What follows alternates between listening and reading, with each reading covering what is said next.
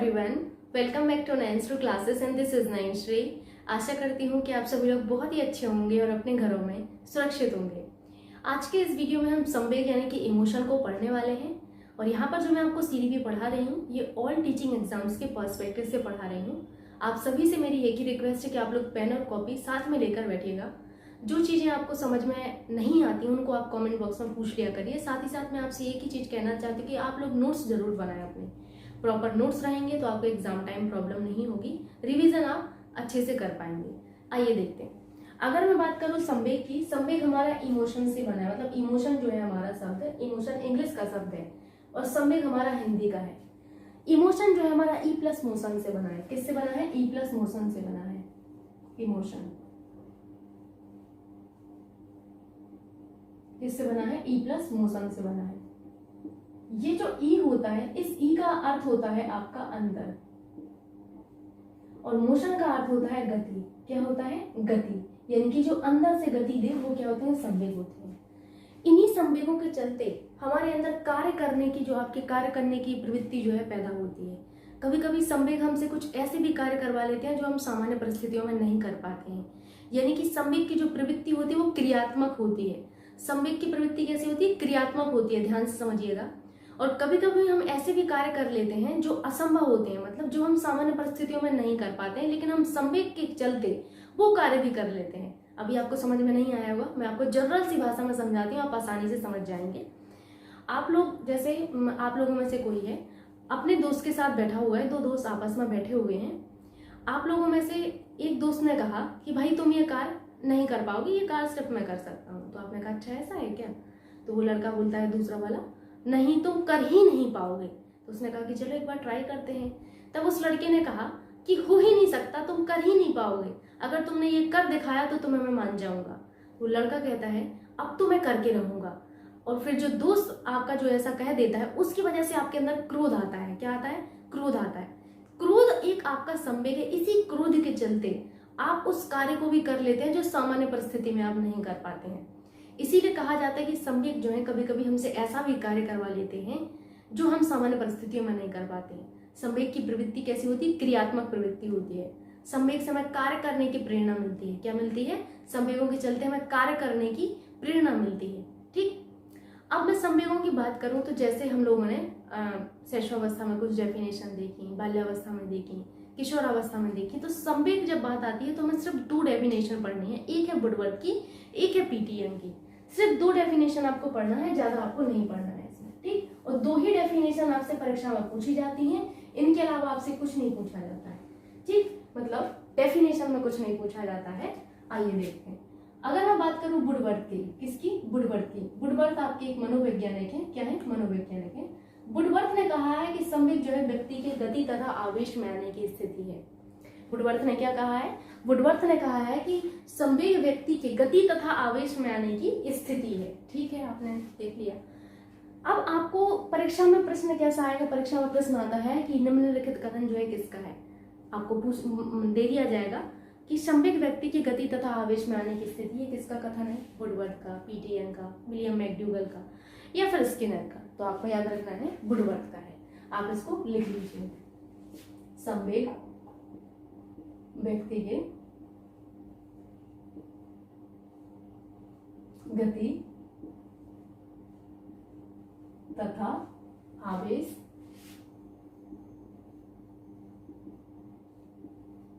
में आने की स्थिति है।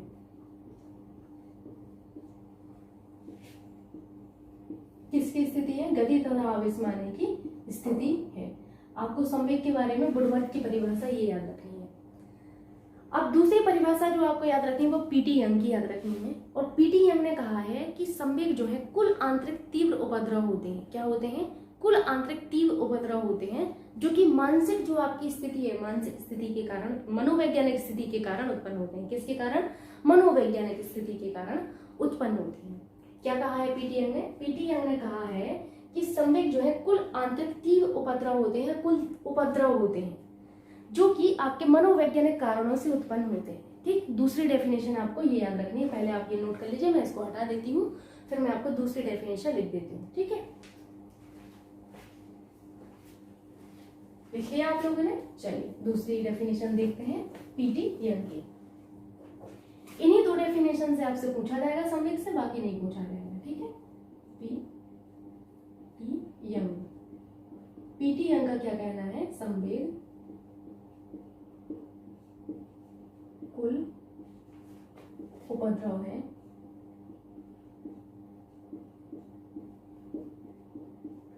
जो कि, या फिर आप ऐसे भी लिख सकते हैं कि संवेग जो है कुल आंतरिक तीव्र उपद्रव है जो कि मनोवैज्ञानिक कारणों से उत्पन्न होती है।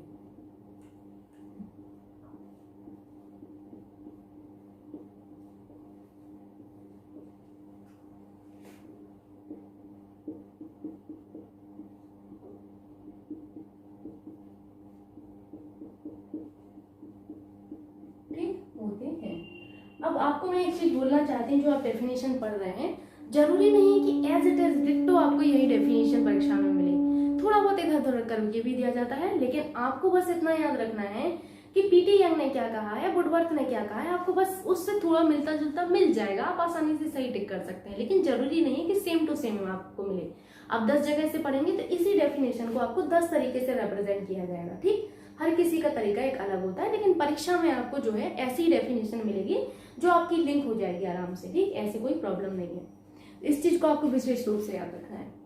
अब यहाँ पर कुछ संवेग की विशेषताएं लिखी गई हैं। जैसे पहला लिखा है, संवेग में शारीरिक परिवर्तन होते हैं। कैसे होते हैं शारीरिक परिवर्तन, आइए जानते हैं। संवेग के दौरान आपके जो बालक हैं, बालक में 2 तरीके के परिवर्तन होते हैं। एक तो होते हैं आंतरिक परिवर्तन और दूसरा होता है बाह्य परिवर्तन, ठीक है। मैं शारीरिक परिवर्तन आपको समझा रही हूँ, आपको सब हेडिंग करना है शारीरिक परिवर्तन। क्या हेडिंग करना है, शारीरिक परिवर्तन, ठीक है। जो ये मैं लिख रही हूँ संवेग में शारीरिक परिवर्तन होते हैं, इसी के नीचे आपको लिखना है, ठीक। लेकिन मैं यहाँ शॉर्ट फॉर्म में लिख रही हूँ शारीरिक परिवर्तन। आपको पूरा जो विशेषता है, विशेषता इसको लिख लेना है, सब हेडिंग के फॉर्म में उसके नीचे लिखना है। शारीरिक परिवर्तन में मैं आपको बताऊंगी कि आंतरिक परिवर्तन होते हैं और बाह्य परिवर्तन भी होते हैं संवेग के दौरान।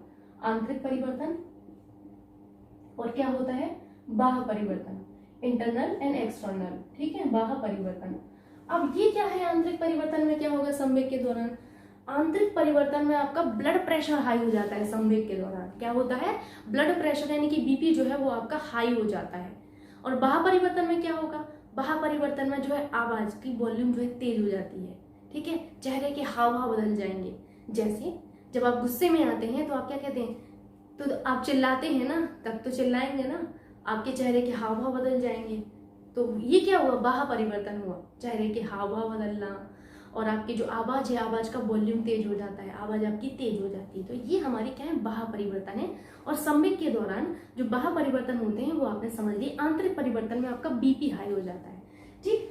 तो आपको यहाँ लिख लेना है आंतरिक परिवर्तन में, नीचे डैश करके लिख लीजिएगा, आपका बीपी कैसा हो जाता है, बीपी, ठीक है। बीबी नहीं, बीबी तो हमेशा ही हाई रहती है, वही बीपी हाई होगा यहाँ पर, ठीक। बाह्य परिवर्तन में आपको ये लिखना है कि आवाज जो है, आवाज तेज हो जाना, आवाज तेज हो जाना। और क्या होता है, आवाज तेज हो जाती है और क्या हो जाता है, दूसरा आवाज तेज होने के साथ क्या होता है, मैंने आपको बताया है अभी, आवाज तेज होने के साथ चेहरे के हाव भाव बदल जाना, चेहरे के हाव भाव बदल जाना।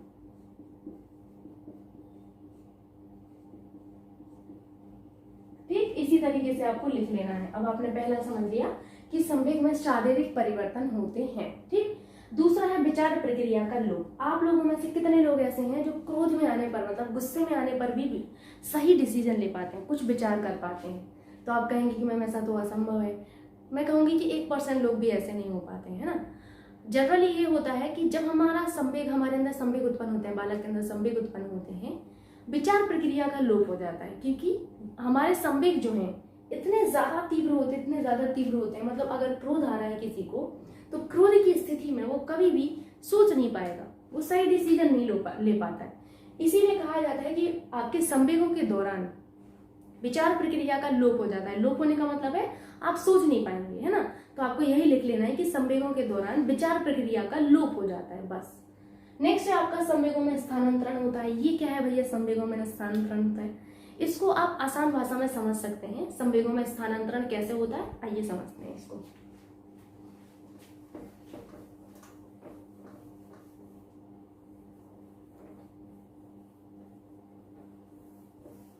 सपोज करिए आप अपने घर पे हैं, आपके घर पे आपके पापा से लड़ने कोई आ जाता है और पापा को गाली गलौज करता है, ठीक है। इस स्थिति में आपने सुन लिया कि आपके पापा को कोई गलत तरीके से बात कर रहा है, गाली गलौज कर रहा है, आपको नहीं पता मैटर क्या है, आपको कुछ भी नहीं पता कि क्यों ऐसा हो रहा है, क्या हुआ, ऐसा कुछ नहीं पता, आपको मैटर नहीं पता आपको, लेकिन बस इतना दिख रहा है कि मेरे पापा को कोई गलत तरीके से बात कर रहा है, मेरे पापा को कोई गाली दे रहा है। उस स्थिति में आप क्या करेंगे, आप ये चाहिए बताइए। आप पता है क्या करेंगे, आप जाके सीधा उसको 2 थप्पड़ लगाएंगे, चटाक चटाक। क्यों? क्योंकि आपने देखा कि मेरे पापा से कोई इस तरीके से बात कर रहा है, संवेगों का स्थानांतरण हुआ है यहाँ पर, क्रोध का जो स्थानांतरण हुआ है यहाँ पर, क्या हुआ है, संवेगों का स्थानांतरण हुआ है यहाँ पर, जिस वजह से आपने क्या किया है, 2 चटाक मारी उसको। आपको नहीं पता मैटर क्या है, लेकिन आपने 2 चपेट अच्छे से खटक के मारी उसको। क्यों मारी? क्योंकि गलत तरीके से वो बात कर रहा था। तो यहाँ पर संवेगों का स्थानांतरण हुआ है। कभी भी आप गुस्से वाले पर्सन को देखना, अगर आपसे कोई गुस्सा हो रहा होता है, आपको भी गुस्सा आ जाता है। ऐसे कैसे हो सकता है, वो हमसे गुस्से में बात कैसे कर सकता है, गुस्सा आ जाता है ना जनरली। ये क्या है, संवेगों का स्थानांतरण होता है। अब ये तो मैंने नेगेटिविटी की बात कर दी, अब सकारात्मकता की बात आती है। जब हमारा रूममेट पढ़ रहा होता है तो कभी कभी हमें भी मन करता है कि अरे यार ये तो पढ़ रहा है, सुपर टेट परीक्षा का पढ़ रहा है, अच्छा चलो हम भी पढ़ते हैं, आता है मन में कि नहीं। कभी कभी हम भी उसको देख के पढ़ने बैठ जाते हैं, लेकिन ये ज्यादा दिन चल नहीं पाता है ना। तो एक चीज देखी गई आपकी कि नकारात्मक जो आपका संवेग है, नकारात्मक जो आपका है, ये आपके जल्दी स्थानांतरित होते हैं। सकारात्मक संवेगों का स्थानांतरण देर में होता है। फिर से समझिए मैंने क्या कहा, मैंने कहा नकारात्मक संवेगों का स्थानांतरण बहुत जल्दी होता है। इसकी अगर हम उल्टा देखें, विपरीत देखें, तो सकारात्मक संवेगों का स्थानांतरण देर से होता है। समझ गए आप लोग, ये मैंने आपको समझा दिया है। नेगेटिव आपका जहां पर होगा संवेग, आप खुद देखिए कि गुस्सा आने पर आपको भी गुस्सा आ जाता है ना। सामने वाला हंस रहा होता है तो जरूरी नहीं कि आपको जो है जल्दी से आपको हंसी आ जाए, जरूरी नहीं है ऐसा, है ना। इसीलिए कहा जाता है कि लिख लीजिए अपनी कॉपी में, जब यहाँ पर आपने ये हेडिंग डाली होगी संवेगों का स्थानांतरण होता है, तो आपको लिख लेना है कि संवेगों का स्थानांतरण होता है। लेकिन नकारात्मक संवेगों का स्थानांतरण सकारात्मक संवेगों की अपेक्षा तीव्र गति से होता है, यानी कि तेजी से होता है। आइए लिख लेते हैं इसको।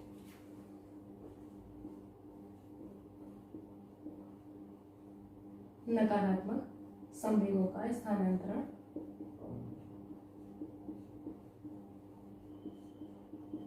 तो ये चीज तो आप समझ गए कि संवेगों का स्थानांतरण होता है ना। नकारात्मक संवेगों का स्थानांतरण सकारात्मक संवेगों की अपेक्षा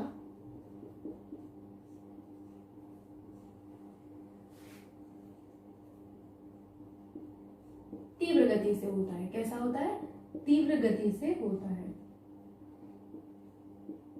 ठीक, इतना नोट करना है आपको खाली। अगला है आपका मूल प्रवृत्तियों से संबंध। प्रत्येक संवेग का संबंध आपका जो है मूल प्रवृत्ति से है।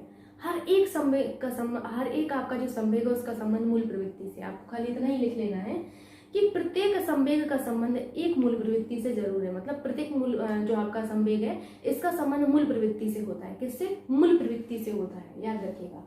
अगला है संवेगों में क्रियात्मक प्रवृत्ति पाई जाती। मैंने आपको समझाया है कि संवेगों में क्रियात्मक प्रवृत्ति पाई जाती है। संवेगों के चलते हमें क्रिया यानी कि कुछ कार्य करने की जो प्रवृत्ति है ये हमारे अंदर आती है। किसके चलते? संवेगों के चलते। अगला आपको दिख रहा होगा संवेगों के प्रकार। अब हमें संवेगों के प्रकार से 2 मनोवैज्ञानिकों के अनुसार देखने हैं। पहला है वाटसन, दूसरा है डेकार्ट। ठीक, अब कभी कभी परीक्षा में ये पूछा जाता है कि वाटसन के अनुसार जो है संवेग कितने होते हैं। तो वाटसन के अनुसार संवेग 3 होते हैं, लेकिन डेकार्ट के अनुसार जो है दुगने यानी कि 6 हो जाते हैं। ये बहुत ही महत्वपूर्ण है। परीक्षा में आपसे सीधा सीधा पूछा जाता है कि निम्नलिखित में से कौन सा वाटसन का संवेग नहीं है। तो वाटसन के कौन से संवेग हैं? भय, क्रोध और प्रेम है। कौन सा है? पहला है भय, दूसरा है क्रोध और तीसरा है प्रेम। भय, क्रोध और प्रेम। डेकार्ट के अनुसार आपके संवेग 6 होते हैं। कौन कौन से संवेग हैं? प्रशंसा, घृणा, प्यार, हर्ष, शोक, इच्छा। ये बहुत इंपॉर्टेंट है। डेकार्ट और वाटसन के अनुसार ये आपको बिल्कुल एज इट इज आपको माइंड में रखने हैं और ये बहुत महत्वपूर्ण है। वाटसन के अनुसार 3 कौन कौन से हैं? भय है, क्रोध है, प्रेम है। डेकार्ट के अनुसार प्रशंसा, घृणा, प्यार, हर्ष, शोक और इच्छा है। ठीक, ये हो गए आपके संवेग के प्रकार। इसके बाद आते हैं आपके विलियम मैकडूगल। विलियम मैकडूगल ने जो है आपके 14 संवेगों को बताया और उन्होंने प्रत्येक संवेग का संबंध जो है मूल प्रवृत्ति से बताया। किससे? मूल प्रवृत्ति से बताया। इससे आपकी परीक्षा में भर भर के प्रश्न बनते हैं। कैसे प्रश्न बनते हैं? आपको 4 ऑप्शन दे दिए जाएंगे, पूछा जाएगा निम्नलिखित में से कौन सा मूल प्रवृत्ति नहीं है, निम्नलिखित में से कौन सा संवेग नहीं है। अब इसको मैं आपको समझाती हूँ। आपसे पहला क्वेश्चन दिया गया, आइए निम्नलिखित में से, यहाँ पर आपको शायद दिख जाएगा, यहाँ पर आपसे क्वेश्चन ये दिया गया, निम्नलिखित में से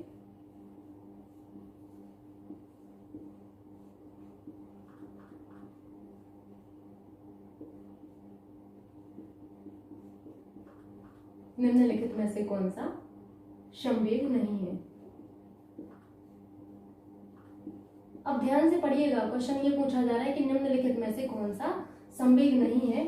option A, option B, option C और ऑप्शन डी। अब आप ध्यान से देखिएगा, पहला ऑप्शन आपको दिया गया भय, ठीक है, क्या दिया गया? पहला ऑप्शन भय दिया गया। दूसरा आपको युयुत्सा दिया गया, क्या? युयुत्सा दिया गया। तीसरा आपको क्या दिया गया? क्रोध दिया गया। क्या दिया गया? क्रोध दिया गया। चौथा आपको घृणा दिया गया। अब आप मुझे बताइए कि इनमें से कौन सा संवेग नहीं है। फटाफट से बताइए कि इनमें से कौन सा आपका संवेग नहीं है। ऐसा ही प्रश्न आपका जो है पिछली बार की टेट की परीक्षा में आया हुआ है और अक्सर परीक्षा में बनता है ऐसा क्वेश्चन। तो आपका तुरंत आंसर आएगा युयुत्सा हमारा एक मूल प्रवृत्ति होता है, ना कि संवेग। ये जो युयुत्सा है या लड़ना, ये हमारा क्या है? मूल प्रवृत्ति है। जबकि भय हुआ, क्रोध हुआ, घृणा हुआ, ये हमारे संवेग हैं। क्या है? ये हमारे संवेग हैं। वहीं अगर हम बात करें युयुत्सा की, तो युयुत्सा हमारा एक मूल प्रवृत्ति होता है। आप कौन सा यहाँ पर ऑप्शन टिक कर देंगे? ऑप्शन बी टिक कर देंगे। Very good. चलिए, अब यहाँ पर जो 14 संवेग दिए हैं ये आपको देखने हैं और इनकी मूल प्रवृत्ति देखनी है। संवेग है आपका भय, मूल प्रवृत्ति है आपकी पलायन। संवेग है आपका क्रोध, मूल प्रवृत्ति है लड़ना या युयुत्सा। संवेग है घृणा, मूल प्रवृत्ति है आपका विकर्षण। संवेग है वात्सल्य, आपका मूल प्रवृत्ति है संधान कामना। संवेग है करुणा और आपका जो मूल प्रवृत्ति है क्या होगा? प्रार्थना या शरणागति। संवेग है कामुकता, मूल प्रवृत्ति होगी काम प्रवृत्ति। संवेग है आपका आश्चर्य, मूल प्रवृत्ति होगी आपकी उत्सुकता या जिज्ञासा। अगर आपको नीचे ना दिख रहा हो तो ध्यान से देखिएगा, उत्सुकता या जिज्ञासा। ठीक, ये आपके 7 हुए। 7 यहाँ पर मैंने लिखे हुए हैं। ये 14 के 14 संवेग जो है मैकडूगल ने जो बताए, कई बार संख्या ही पूछ ली जाती है, विलियम मैकडूगल ने कितने संवेग बताए? 14 बताए हैं। मूल आपके जो संवेग है इनका संबंध किससे होता है? तो मूल प्रवृत्तियों से होता है। ठीक है, अगला आप देखेंगे कि संवेग है आपका आत्महीनता, तो मूल प्रवृत्ति है दैन्य। अगला आपका संवेग है आपका आत्म अभिमान, तो मूल प्रवृत्ति है आत्मगौरव। अगला संवेग है एकाकीपन, तो मूल प्रवृत्ति है सामूहिकता। अगला जो संवेग है वो है भूख, तो मूल प्रवृत्ति है भोजन की तलाश। अगला संवेग है अधिकार, तो मूल प्रवृत्ति है संग्रहण। अगला संवेग है कृतिभाव, तो मूल प्रवृत्ति है रचना धर्मिता। संवेग है आपका आमोद, तो मूल प्रवृत्ति है हास। क्या है? हास। अब ये तो आपने जान लिया संवेगों के बारे में। अब यहाँ पर थोड़ा सा मैं आपको बताने वाली हूँ कि शैशवावस्था में संवेगिक विकास कैसा होता है। हालांकि आप लोग पढ़ चुके हैं, लेकिन एक बार मैं रिवीजन के तौर पर आपको बताना चाहती हूँ। सो पहले आप इसको नोट कर लीजिए जल्दी से।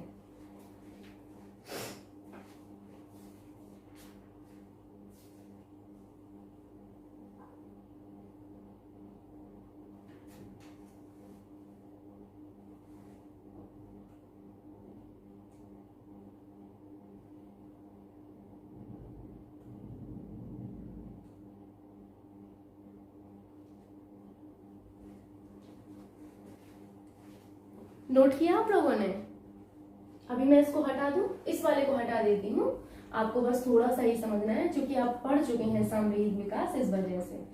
अगर मैं बात करूं आपके शैशवावस्था में सामवेगिक विकास की, तो मैंने आपको बताया था कि शैशवावस्था में संवेग जो है अस्थिर होते हैं। कैसे होते हैं?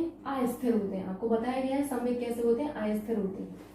शैशवावस्था का जो बालक है अपने संवेगों का वो किस तरीके से व्यक्त करता है? रोकर, चिल्लाकर, हाथ पैर पटक कर, है ना, और अलग अलग तरीके की आवाजें निकालकर, हंसकर, खिलखिलाकर। तो किस तरीके से अपने संवेगों को जो है वो अभिव्यक्त करता है शैशवावस्था का बालक, ये आपने जान लिया। फिर मैंने आपको बताया हुआ था एक आपकी महिला मनोवैज्ञानिक ब्रिजेस, जिनका नाम था। तो ब्रिजेस महिला वैज्ञानिक ने बताया कि 2 साल की जो उम्र होती है, 2 वर्ष की आयु में बालक के अंदर सभी प्रकार के संवेग जो है विकसित हो जाते हैं। ऐसा ब्रिजेस महिला ने बताया था। किसने? ब्रिजेस ने बताया था। ब्रिजेस आपकी एक महिला मनोवैज्ञानिक थी और इन्होंने बताया कि 2 वर्ष की आयु में बालक के अंदर सभी प्रकार के संवेग जो है विकसित हो जाते हैं, सभी प्रकार के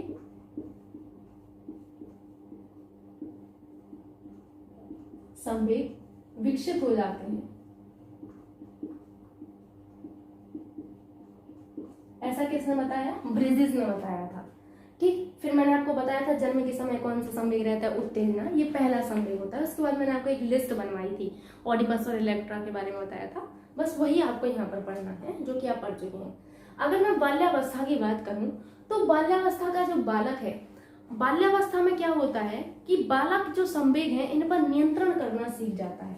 क्या सीख जाता है? बालक जो है संवेगों पर नियंत्रण करना सीख जाता है, संवेगों में स्थिरता आ जाती है थोड़ी सी। ठीक, नियंत्रण करना सीख जाता है। कब? नियंत्रण जो सीखता है वो बाल्यावस्था में सीखता है। ठीक, बाल्यावस्था में, चाइल्डहुड में, जैसे आप कहते हैं चाइल्डहुड में अपना नियंत्रण करना सीख जाता है। क्या सीख जाता है? नियंत्रण। ठीक, नियंत्रण करने के कारण कॉल और ब्रूस ने आपका क्या कहा था? आपको याद हो तो मैंने आपको बताया था, कॉल और ब्रूस ने सांवेगिक विकास का अनोखा काल कहा था। क्या कहा था? सांवेगिक विकास का अनोखा काल कहा था कॉल एवं ब्रूस ने। आप सभी को याद होगा, बताया गया है। जो आपका बाल्यावस्था का बालक होता है, इसमें जो आपके सांवेगिक विकास होता है, इसकी जो विशेषताएं होती हैं वो क्या होती हैं? सांवेगिक विकास की जो आपकी विशेषताएं वो एक होती है आपकी, कौन सी होती है? एक तो होती है कि इसमें बच्चे में जिज्ञासा की प्रवृत्ति पाई जाती है। ठीक, किसकी? जिज्ञासा की, संग्रह की प्रवृत्ति पाई जाती है बालक में। तो ये कुछ विशेषताएं हैं।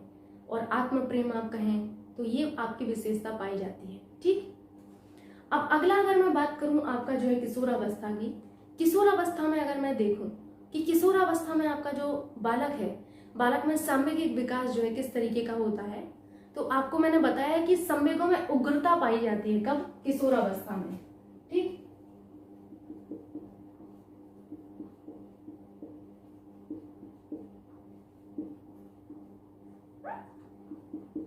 क्या पाई जाती है? उग्रता पाई जाती है। आपको मैंने बताया है कि अगर शैशवावस्था कहा जाए तो आपके जो है संवेग कैसे होते हैं? उग्र होते हैं, लेकिन फिर भी वो दूसरे पर निर्भर रहता है। बाल्यावस्था में नियंत्रण करना सीख जाता है, किशोरावस्था में उग्रता आ जाती है संवेगों में। तो इन संवेगों में जो आपका सांवेगिक विकास है किशोरावस्था में, उसकी विशेषताएं क्या है? तो उसकी विशेषताएं विरोधी मानसिक दशा, आपने पढ़ा है विरोधी मानसिक दशा के बारे में। साथ ही साथ अपने आप को स्वतंत्र करने की भावना, समलिंगी प्रेम, विषमलिंगी प्रेम, ये सब विशेषताएं हैं आपकी सांवेगिक विकास की। ठीक, तो ये रहा आपका सारा का सारा संवेग के बारे में। इससे ज्यादा आपकी परीक्षा में पूछा नहीं जाएगा, बाकी मैं आपको प्रैक्टिस भरपूर करवाऊंगी, आपको कोई प्रॉब्लम नहीं होगी। सो आशा करती हूँ कि आपको ये वीडियो भी समझ में आया होगा और आपको ये वीडियो अच्छा लगा होगा।